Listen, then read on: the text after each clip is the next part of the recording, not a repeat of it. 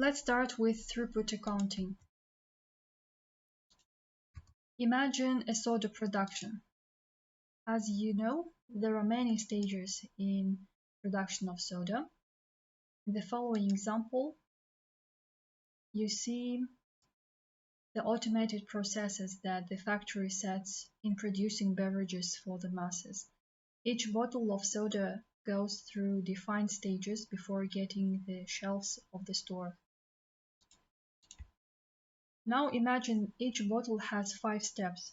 This example doesn't refer to the previous video, and I intentionally simplified the processes to make it easier for you to understand. So imagine at the watering stage, 10 bottles can be processed. At fruit powdering 9, supplement 7, and shaking 10. What you can understand from this example is that the stages do not operate at equal speed, right? Now imagine that bottles are supplied at the speed of 10 bottles per minute. At the first stage, they will be processed finely, but they will start piling up at the fruit powdering and even more at supplements adding because these stages can process the bottles at lower speed. So here you can see how the bottleneck of a real bottle figuratively demonstrates this effect. When the production units cannot be produced at the speed of the previous stage, they start piling, and it resembles a narrow part of the bottle where the flow of production cannot go smoothly. Further, the improvements might be done in order to elevate the process at bottleneck stage. So it is logical to start with the slowest stage, which in our case is supplements. Imagine after some technical improvements, the stage can process 12 bottles per minute. Now the bottleneck stage shifts from supplements to fruit powdering. When you elevate the processing speed at fruit powdering, the bottleneck will shift to the other stage.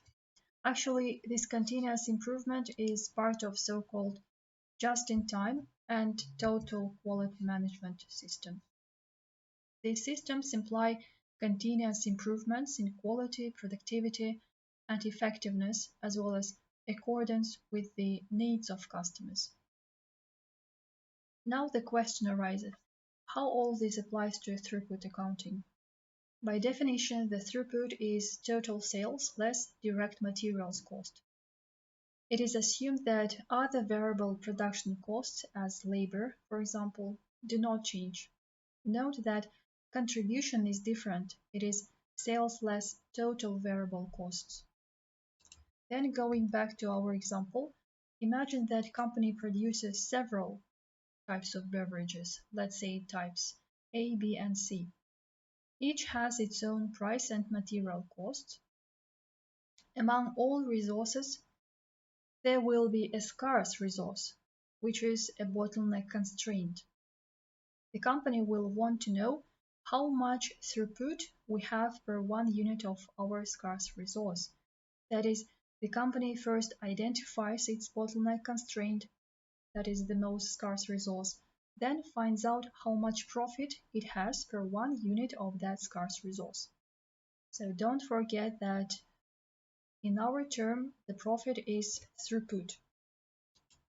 For example, here you see that supplement adding process is bottleneck constraint, and the company merely will want to know which of its products, A, B, or C, will bring more profit for this bottleneck resource so that to produce it more. So as we said before, there are 3 types. You see the throughput that each of the types brings, the machine time, and throughput per one unit of scarce resource. As you can notice, the most profitable type is type C, and the company therefore will give it the highest priority. Following the C is product B, followed by A. Another important determinant that the company will be interested in is throughput accounting ratio. This is a ratio of your throughput over your operating expense. So imagine that being an owner of the factory that produces these beverage lines, you would put all your operating expenses of this machinery on one side of the scale and the total profit on other side of the scale. That is, you want to see whether your profits will outweigh your expenses. But don't forget, please, that in our case, the profit is throughput. So imagine that you already know how much of each of the product types to produce.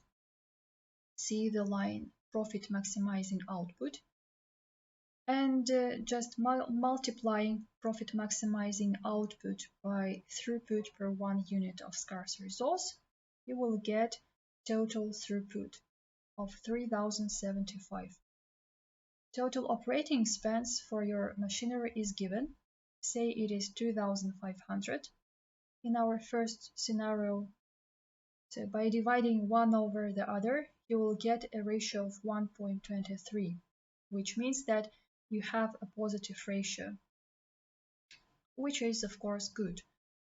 So a positive ratio is always greater than 1. Should your total operating expense be higher, say 3600, it is in our second scenario, your ratio would be negative. So I hope that these slides will help you to understand the basics of throughput accounting. Thank you for your attention. Goodbye.